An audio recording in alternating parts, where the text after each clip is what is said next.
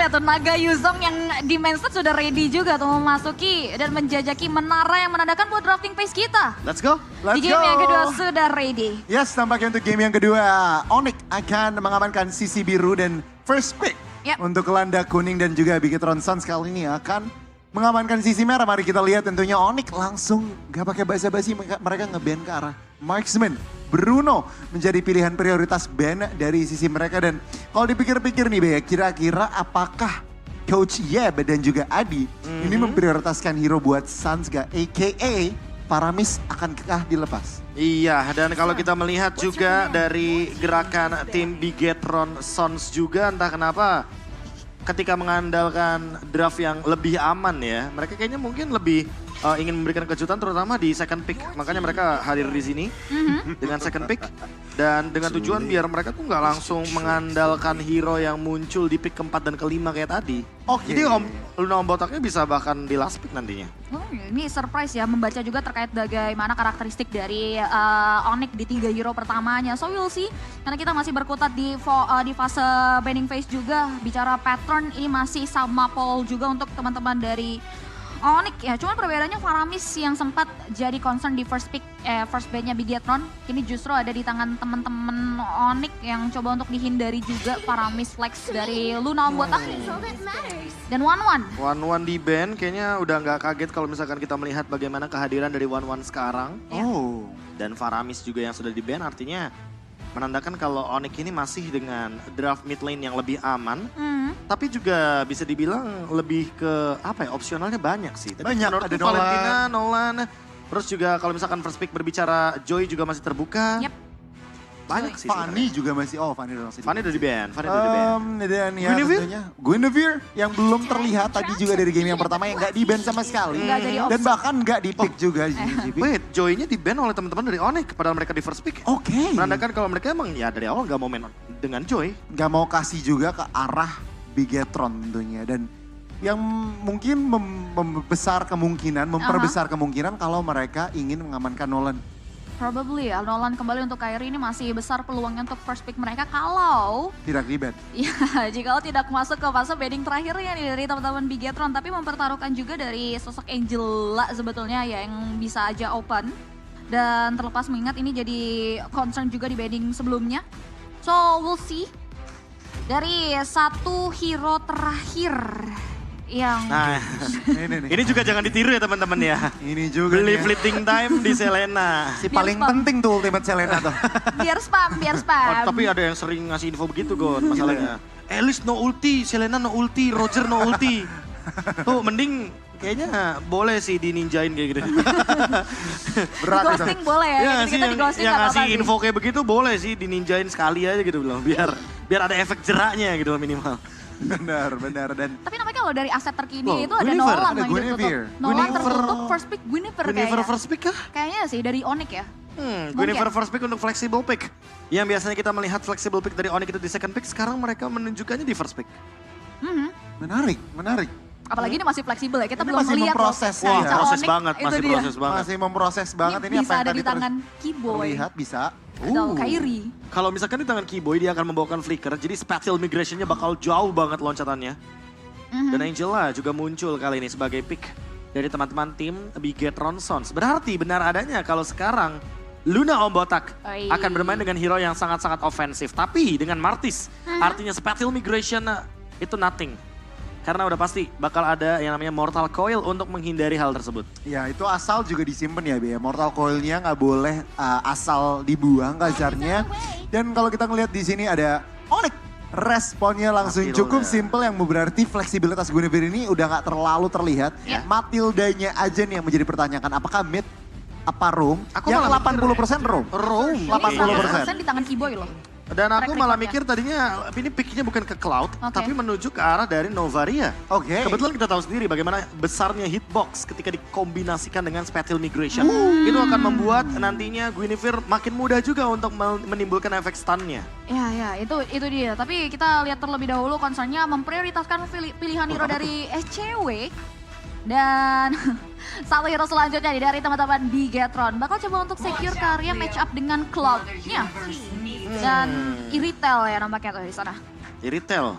Yes. Hero yang paling aman untuk laning berhadapan dengan Cloud dan ditambah dengan adanya Angela, jadi dia nggak perlu takut kalau seandainya untuk urusan movement speed dan juga bagaimana ketika dia di engage dengan menggunakan burst damage. Flask of the Oasis adalah jawaban dari kedua belah tim. Hanya saja perbedaannya untuk kali ini Angela, apakah dia akan langsung mengamankan ke arah dari Foto. Flask of the Oasis itu sendiri. Karena fleeting time di first item pun tidak buruk karena mereka punya Martis. Aku setuju. Sebenarnya lebih ke arah fleeting time mungkin ya. Tapi dengan adanya Irithel itu juga membuka fleksibilitas dalam memilih spell. Setuju. Bisa memilih sprint dan dengan ancaman Guinevere, dengan ancaman Matilda, itu bisa membuka opsi juga untuk Purify yang diamankan. Dan mari kita masuk ke fase ban yang kedua, di mana Valentina tentunya.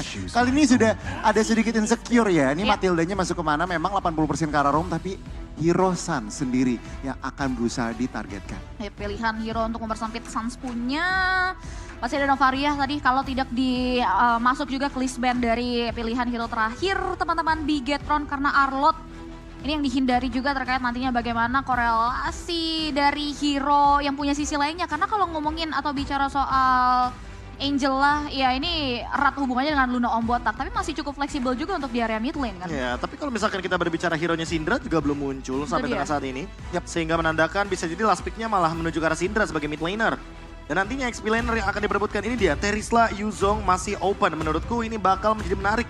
Karena kita tahu sendiri, untuk Boots dengan Terisla-nya tadi udah works banget di game yang pertama.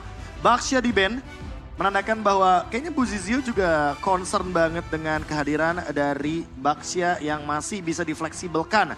Karena kita tahu sendiri Matilda Baxia ini gila men, rusuhnya luar biasa. Dan ditambah juga ini mereka sudah mengkomit ke arah Angela yang kalau dengan adanya Baxia ini pasif dari Baxia aja udah menegasi regenerasinya dari sisi Angela. Jadi gara-gara Baxia Mark ya. Dengan puissance-nya, dengan pasifnya tentunya ingin dihilangkan opsi tersebut dan cukup straightforward juga di mana mereka Onyx ini menghilangkan hero-hero yang cukup masif dalam crowd control ditambah juga support. Karena balik lagi kombinasi Angela, mid, roam, Minotaur itu juga masih sangat-sangat possible. Ya, dan ditambah dengan kita tahu sendiri di sini cewek membawakan Cloud. Jadi kalau bertemu dengan Minotaur, Storm-nya aja itu bakal bisa meng-cancel Blazing Duet. Gimana dengan Minon Fury? Jadi udah ada 2 cancellation. Dan untuk sekarang tentu hero dari Black akan lebih aman. Sehingga membuat Syndra jauh lebih fleksibel ketika nanti Sun sudah memunculkan hero-nya. Tapi kalau misalkan Matildanya ini jadi mid laner seperti yang tadi Goni mention. Dengan 20% Matilda jadi mid laner menurutku memang entah kenapa damage dealer yang akan dikeluarkan juga cukup mengganggu lini depan. Hanya saja ini dia ancaman untuk lini belakangnya lumayan banyak untuk Onyx sehingga membuat lapu-lapu jadi pilihan yang sangat-sangat oke. Alright, Khalid ya. Khalid di sini menjadi pilihan pick selanjutnya. Backline dibalaskan juga dengan backline nantinya dari sosok Boots. Dengan ranking Sandstorm Flicker yang tadi sempat dimention juga dibahas di awal. Di mana hal tersebut bisa dimaksimalkan. Tapi Kadita. Ini hero power. Kadita Suns. Ini Kadita Suns, ini hero power. Tapi kita tahu banget kenapa Kadita sekarang udah mulai jarang di-pick. Ya karena alasannya adalah item terbaru. Flask of the Oasis. Yang membuat hero-hero burst damage itu kayak langsung ke cancel secara nggak langsung. Gimana caranya Suns untuk memanipulasi Flask of the Oasis tersebut? Atau jangan-jangan yang dia cari malah Angelanya. Biar Angelanya nggak bisa menimbulkan efek tersebut kepada teman-teman dari Bigetron Sons. Ini bener-bener jelas dimana dengan adanya Guinevere, dengan adanya Matilda dan bahkan Kadita. Ini bush control, semak-semak kontrol dari tim Onyx ini bener-bener masif banget.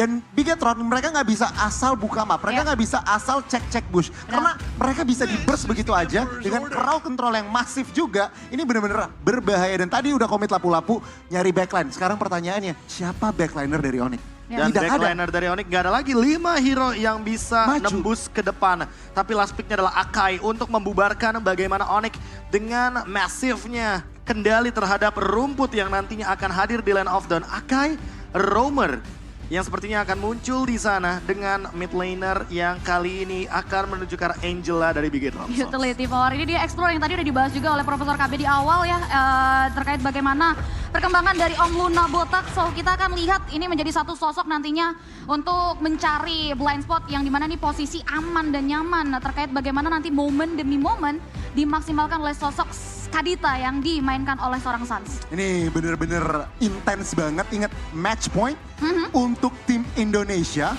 Match point untuk tim Landa Kuning Onyx tentunya. Dan mari kita lihat bersama-sama Apa yang akan terjadi? Apakah 2-0 atau malah teman-teman dari Bigetron Sons berhasil menyamakan kedudukan, memaksakan game yang ketiga tentunya. Welcome to the Land of Dawn. Dan Taman Ismail Marzuki, terima kasih. Tepuk tangannya, mari kita dukung tim Landa Kuning. Ya, itu dia. Mari kita berikan support penuh. Yang ada di rumah juga jangan lupa untuk semarakan hashtag sekarang Indonesia. Karena kita akan melihat perjalanan dari teman-teman Onyx. Ada berita segar dengan 1 agregat poin. Terlebih lagi komposisi yang sudah diamankan, Buzizio di sini udah mulai dipantau habis oleh sosok Keyboy dengan Matildanya. Sedikit rugi sekitar 5-6 detikan tadi kalau misalkan dihitung-hitung. Karena kebetulan udah ada reset yang terjadi dari Buzizio. Tapi ternyata Keyboy terpaksa untuk mengeluarkan flickernya ketika dia hanya memiliki 1 buah Soul Bloom. Belum memiliki skill keduanya Guided Wing, jadi dia nggak bisa melakukan escape maneuver. Ya itu dia, masih cukup safe ya bisa dibilang. Perjalanan agresivitas yang mau coba untuk di-create dari kedua belah romer. Belum ada singgungan juga, nampaknya kalau bicara soal pattern jungle dari Buzizio dan juga sosok dari Kairi. Tapi menilik dari arah sisi emblemnya. Mungkin menuju ke Athena City. Dua-duanya juga bermain dengan sangat defensif. Tapi tidak melupakan bagaimana perbedaannya di sini dengan menggunakan agility dan juga dengan menggunakan quantum charge sebagai salah satu booster. Ya. Agar tetap bisa melakukan escape ability. Tapi lagi dan lagi ini movement 2 mans dari Bigetron Sons menuju ke area bottom lane. Ini bahkan kalau kita lihat di delay level 4 dari seorang Martis tentunya akan membuang waktu yang cukup banyak sebelum Turtle yang 10 detik lagi. Tampaknya akan hadir di Land of Dawn dan mari kita lihat masih pressure Kairi mulai masuk Mortal Coil pun di Komi dan Buzizio menyerah menggunakan retributionnya menandakan netral objektif pertama 95% akan jatuh ke tim Landa Kuning. Daripada nggak dapetin level 4, nggak dapetin decimation. Kayaknya di sini kalau misalkan kita saksikan dari Buzizio ada penanda atau sinyal bahwa dia lebih mengoptimalkan kepada level keempat dan membiarkan turtle setupnya diamankan. Tapi dengan seperti ini, Keyboy akan jauh lebih dalam melakukan invade dan bahkan sudah mulai hadir boots-nya di sana. Wow, bahkan ini benar-benar full pressure 2 menit kali ini oleh tim Onyx di mana Bigetron Sons gila terpaksa Martisnya rotasi ke atas terlebih dahulu untuk mendapatkan ruang napas. Wah ini wasting time banget ya tentunya mengingat fokus dari Buzizio adalah meng-unlock skin. Tapi it's Onyx time, ini dia keramaian yang sudah ada di Taman Ismail Marzuki juga. Tapi masih tidak luput dengan Keyboy di sana yang udah mulai memberikan 1 buah trigger dengan area 1 Circling Eagle. Wah gila luar biasa tuh ramainya tuh di Taman Ismail Marzuki teman-teman. Asli. Akhirnya udah reda ya hujannya ya. Iya. Ini nih tadi nih yang M5 Dead ya. Iya benar.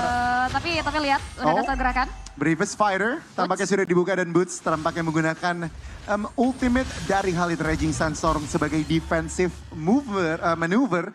Dan ya 3 menit kali ini masih even. Bisa dibilang memang secara ekonomi dipegang Landa Kuning. Namun Bigetron Sons masih punya counterplay tampaknya. Ya 1000 ya network lebih in total dipimpin oleh teman-teman dari Onyx. Belum ada first blood again yang masih bisa diciptakan.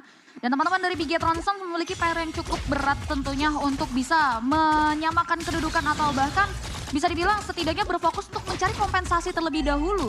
Ya kompensasi entah dari point kill atau objektif karena makin lama game berjalan. Entah kenapa ini membuat Bigetron Sons semakin lebih under.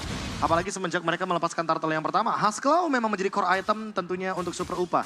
Tapi next itemnya harus dia cari secepat mungkin dan bahkan harus grouping dengan teman-teman dari Bigetron Sons lainnya. Kebetulan kalau kita melihat dari bagaimana di area bottom lane, out of nowhere sudah ada Raging Sandstorm juga. Oh, Hardguard berhasil menyelamatkan Black. Tampaknya masih bisa flicker juga dan kali ini Onyx mereka gagal secure kill dan langsung berotasi ke arah atas karena tentunya netral objektif di Land of Dawn segera hadir. Hardguard save the day ya dari sosok Syndra yang akhirnya menyelamatkan nyawa dari seorang Black. Tapi nampaknya Luna Om Botak setelah menjadi informan harus kembali dipukul mundur. Tapi nampaknya di turtle yang kedua ini agak berbeda dengan turtle sebelumnya namun Orange Mouth. Oh my god, kali ini. Wah.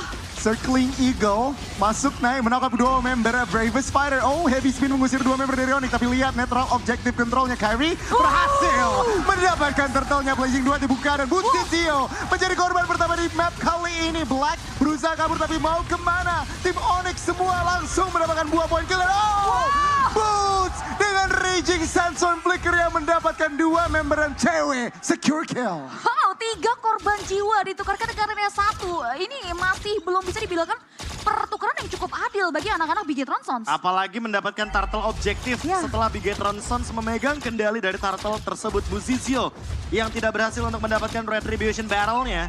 Kali ini harus mengurungkan niat kembali untuk melakukan teamfight paksa dan 2 bahkan. Dari segi turtle objektif yang diamankan oleh Onyx membuat mereka jauh lebih snowballing dengan point kill yang mereka dapatkan. Dan bahkan untuk sekarang cewek dengan Blazing Duetnya sudah sangat mengerikan sekali. Demon Hunter Sword sudah di tangannya. Dan tidak kaget kalau saat ini nanti snowballing effect ini akan menimbulkan efek baru. Terutama untuk Super Upa karena Super Upa tidak join team fight. Dia butuh Win of Nature tapi di satu sisi dia juga butuh untuk mendapatkan snowballing effect-nya Boots. 1 versus 3. Kita melihat Fitri. Boots sang Khalid menahan 3 Wah. member dan tampaknya di area lain Syndra menjadi korban selanjutnya ditukarkan oleh Boots. Kita melihat dari tengah Black Wah. hilang begitu saja set-upan yang sangat manis oleh keempat member dari Onyx. Dua titik tempur. Yes, itu dia. 2 move secara bersamaan Bigetron Sons. Kehilangan kendali mereka ketika teman-teman dari Onyx ternyata melakukan invade terhadap mid lane-nya. Dan itu dia trade kill yang sangat-sangat worth it. Ya. Boots langsung menarik 3 pemain, 3 source skill yang mahal harganya dengan heavy spin sebagai pembuka dari Bigetron Sons dan membuat mereka terpisahkan dari segi team fight. Agresivitasnya masih coba untuk terus dilakukan oleh teman-teman dari Onyx, terpantau dengan adanya diawali dengan guiding win yang ini aja udah bisa jadi teori ancaman loh. Setiap ada Ya. sosok dari Keyboy. Ini yang ngebuat teman-teman dari Bigetron Sons mengambil langkah mundur beberapa meter untuk memfokuskan terkait bagaimana setup manuver mereka di Nah, itu dia. Ditambah dengan Circling Eagle. selanjutnya. Dari Benar. tadi open map-nya benar-benar luas banget. Asli. Dan entah kenapa kalau kita melihat dari Onyx itu sendiri, sekarang mereka ingin mendapatkan perfect turtle ditambah dengan Boots yang gagal untuk di-ganking kembali. Oke. Walaupun harus kehilangan objektif, tapi harusnya ada trade yang bakal mahal harganya sekarang. Wah itu cepet banget, apalagi di sisi bawahnya turret yang sempat dibawa di area top lane di mirroring juga oleh sosok cewek. Jadi pertukaran yang dicari ada di bawah oleh Bigetron Sons masih belum bisa untuk mengupayakan untuk memulihkan keadaan, tapi Black nampaknya sudah mulai dibekuk, ada hard guard yang masih belum keluar ya. Dan nampaknya teman-teman dari Onyx masih cukup untuk trigger disiplin. Buzizio join fight. Oh, Blazing Duet dari cewek tampaknya sudah mulai masuk ke area dan oh, nakap yang besar menghilangkan Luna Om Botak. Keyboy menjadi pertukaran dari cewek. Oh. Kali ini masih belum bisa bertahan dan 2 tuker 1 akhirnya Bigetron Sons berhasil mendapatkan trade yang memenangkan untuk mereka. Setidaknya ada point shutdown di sana Profesor KB. Iya, At least- point shutdown yang cukup mahal dan at least mereka mendapatkan sebuah trade yang akhirnya menguntungkan. Tapi Ya. kalau kita lihat dari itemnya sedikit Cipi, kalau kita berbicara bagaimana Blade Armor yang kali ini bekerja sangat works bagi Kairi, tapi kita juga harus sadar bahwa ada Huskclaw dan Berserker Fury dari Super Upa. Damage deal kritikalnya akan sangat tinggi sekali. Membutuhkan Wind of Nature untuk cewek ketika dia ingin bermain dengan Blazing Duet di tengah-tengah teamfight dari Bigetron Sons. Ya. Tapi ingat juga, Wind of Nature itu akan tembus dengan Decimation. Yap. Dan dalam bentuk true damage, hal tersebut tidak akan bisa diaktifkan untuk Wind of Nature. Ya. Dan bahkan Buzizio selesai dengan Blade Armor, jawaban atas cewek dengan DPS tingginya Cloud. Iya, ditambah lagi di sini kalau bicara soal Super Upa berbeda dengan game sebelumnya masih punya posisi yang cukup safe juga dengan tidak terpick off. Jadi bisa menjadi latihan insurance. Tapi Kairi. Kairi berhasil menangkap 3 member tadi dan lihat damage-nya belum mulai masuk dan guiding win. Oh my god, berhasil menyelamatkan Kairi. Luar biasa gameplay mereka dan bahkan dibalikan oleh Suns. Cewek secure kill Bigetron, 1 member hilang, mereka terpaksa mundur. One last hit, Kairi still survive dari counter setup yang dibentuk oleh teman-teman dari Bigetron Sons dan bahkan di outplay. 1 turret di area bawah pun harus dibawa dan berhasil disecure oleh sosok Boot di sana. Iya, dan untuk sekarang Holy Crystal dari Suns ini dia sebuah jawaban atas Flask of the Oasis. Dia paham gimana caranya menunggu momentum. Sebelum nanti Flask of the Oasis-nya aktif, hilangkan dulu lawannya. Ya. Sehingga nantinya Syndra nggak bakal bisa bersinergi dengan teman-teman dari Bigetron Sons lainnya dengan menggunakan Angela. Ya, dan kalau kita lihat juga teman-teman dari Bigetron Sons tidak mau mengambil resiko terlalu dalam untuk melakukan team fight di area sisi Lord dengan perbedaan network yang cukup timpang.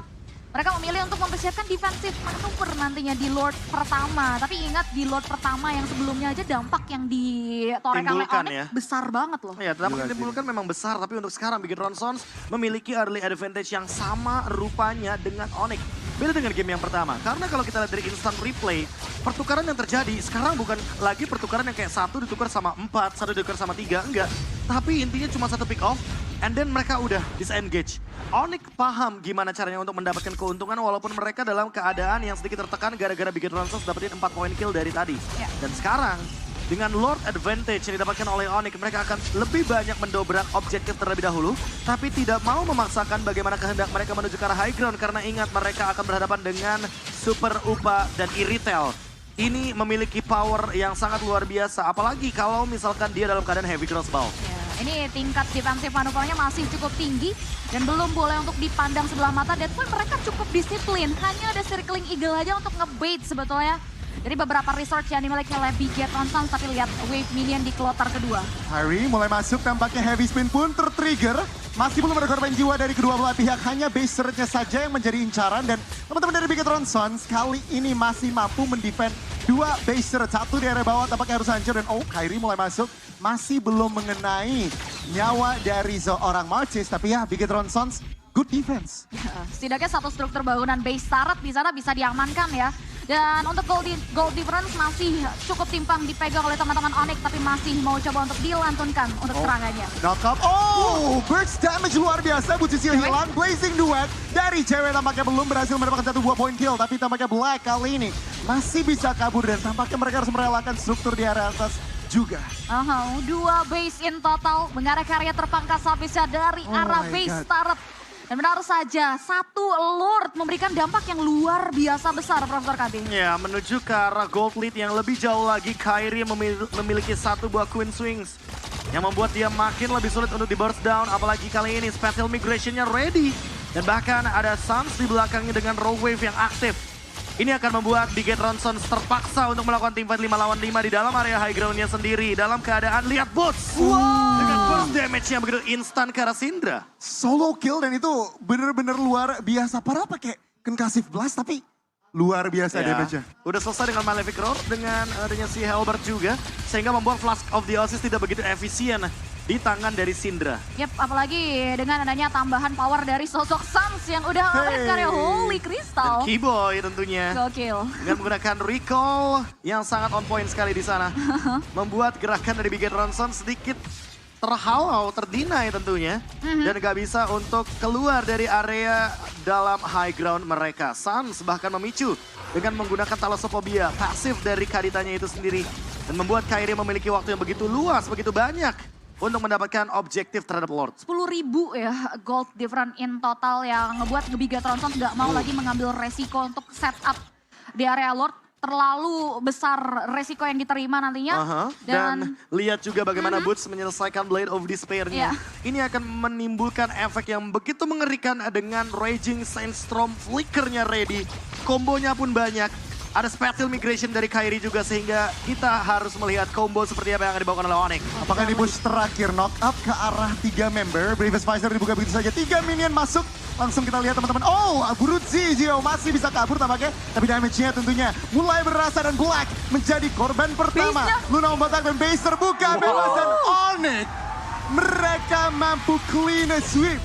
Representasi dari Brazil 2-0. Oke, Bigetron Suns berhasil dibuat untuk berteguk lutut dari Onyx yang mengamuk untuk match pembukaan mereka dan bahkan clean sweep 2-0 for sure. Again, mereka tersetir kembali di kali kedua, Profesor KB. Dan bahkan combo maker dengan menggunakan Raging Sandstorm Flicker itu yang tadi sempat aku mention, Cipi. Karena flickernya ready dari tadi.